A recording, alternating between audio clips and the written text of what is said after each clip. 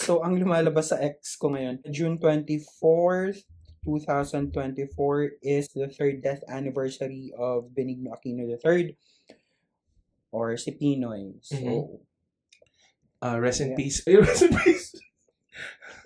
We miss you. We miss you, Pinoy. We really do. Ano? May residue lang kami ng tawa kanina before filming. Pero yeah, we really miss that kind of governance. Yes, exactly. Na kahit, alam mo yun, kahit hindi ramdam ng iba, ang baba ng instances ng corruption na proven naman, ganyan. Tapos, yung sa West Philippine Sea, alam mo yun. Yep.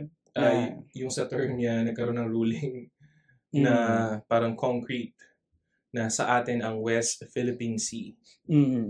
So yeah, medyo nakakatawa kasi nga tumawa tayo kanina pero in all seriousness, we fucking miss that kind of governance. Exactly. Ngayon kasi parang after ni Noy Noy wala na talagang matino. Yeah, the difference really is stark compared to Noy Noy versus what we've been having and what we had ever since Duterte came to power years ago. Tama.